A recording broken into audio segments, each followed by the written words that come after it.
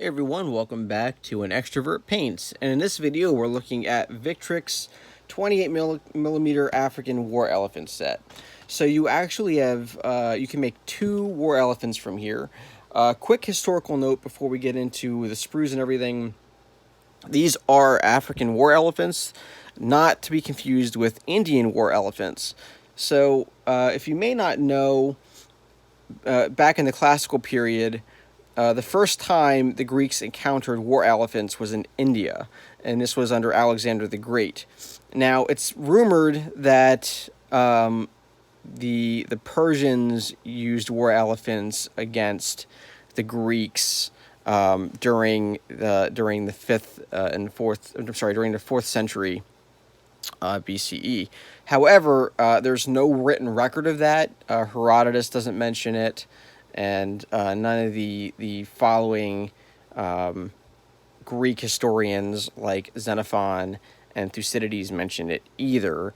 So, considering that, it's really kind of important to know that the first time we have documented evidence that the Greeks faced elephants, it was in the East under Alexander the Great when he was trying to conquer India after he had just defeated the Persians and crowned himself king. So these are not those elephants. So if you want to reenact the amazing scene from Alexander where he's charging and then he rears up and then the war elephant in front of him rears up, and it's one of the most amazing cinematic scenes, I think, depicting the classical period and Hellenistic period that I can think of, that you can't do that with these elephants because they're the wrong kind of elephants. So, real quick differences. Size. Indian elephants were larger than African elephants.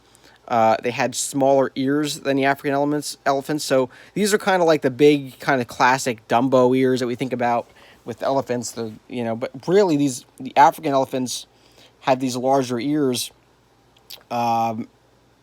because there's range, they could hear better with them over African ranges and such. And then Indian elephants have much smaller ears, and they also have shorter tusks as well than African elephants. These tusks here are actually shorter than what you would normally see on an African war elephant. So that's a historical mistake, but it's fine because these are wargaming pieces and not diorama pieces. That said, I wouldn't be surprised if we saw, we did see, swords and brass fittings on those tusks to be used as weapons. So besides all that, and it's really kind of interesting too, after Alexander died, the successors had access to both African war elephants in Egypt and also Indian war elephants in the East. So the Seleucids used the Indian war elephants, and Ptolemy and his descendants used the African war elephant.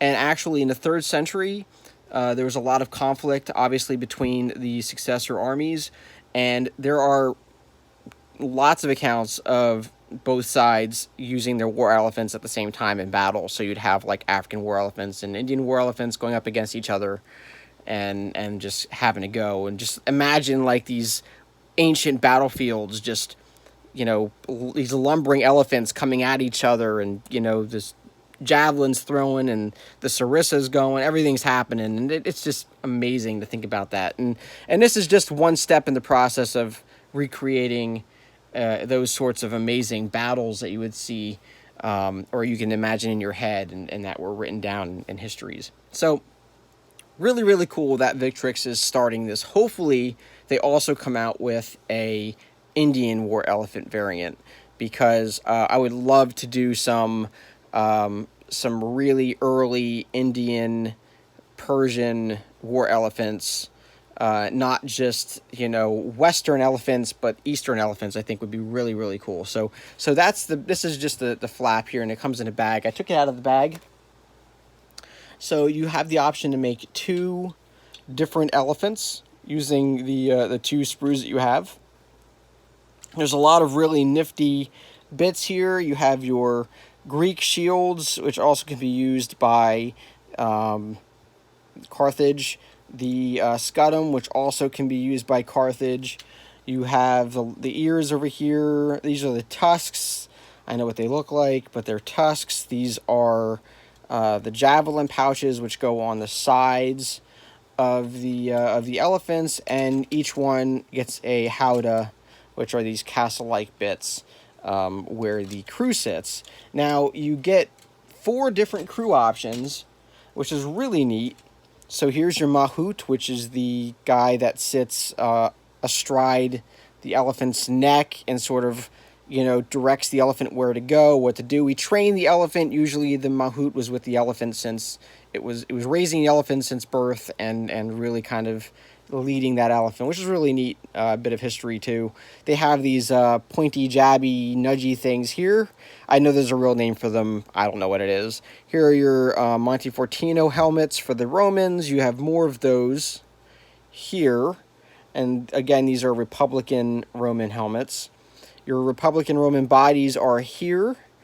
Your Carthage and successor bodies are here. Here's your sarissa, the long Macedonian spear for, you know, they would normally use in a phalanx. It's really useful when you're sitting astride a horse and you're stabbing down. It's really cool.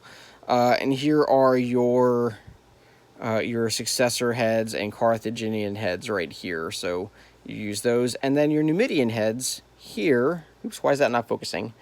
Numidian heads here and Numidian bodies here. So I really like the variety of bodies and heads that you get in this kit. If you have other Hellenistic period kits, and late classical, early Hellenistic period kits, you can kind of mix and match and really get the look that you want with your crew, which I think is really neat. The arms on here are half arms for the Romans and the Greeks. So if you have like any light cavalry or the successor cavalry, you can really go to town and mix and match and kit bash and do really, really neat things with these. So really cool. I just really think it's these are splendid kits, and because it's plastic, you have, you know, conversion possibilities up the wazoo, as my dad would say. Yeah, I really like this kit. In another video, we're going to assemble these, but I just wanted to do this quick unboxing. Again, big shout out to Sherwood War Games for sending this along. Sherwood War Games is my go-to supplier for Victrix. They are a U.S. distributor for Victrix. They have lots of different kits. I think all their kits on their website and on eBay for phenomenally great prices. Probably the best prices out there. And they are competitively checking other distributors and retailers of Victrix and other miniatures as well to try to beat their prices. And their shipping rates are usually free, and if they do charge shipping, it's a lot lower than the competitors. Customer service is fantastic. Tina and Philip are just amazing people, and can't recommend them enough. So, also, in other news, Footsore Miniatures in games in North America is now totally up and running. Check out their website. I'll put that in the description box below for Mortal Gods and all of the Footsore ranges that are out there will soon be available in the U.S. Now Mortal Gods is the first range that they're bringing to the U.S., and that is available now. You can buy the box sets there. Also, Luke Apps, all of his basing materials are there. Again, I'll post a link in the description below. Check that out. Really important that you support Footsore, in my opinion, because they are just such an amazing company.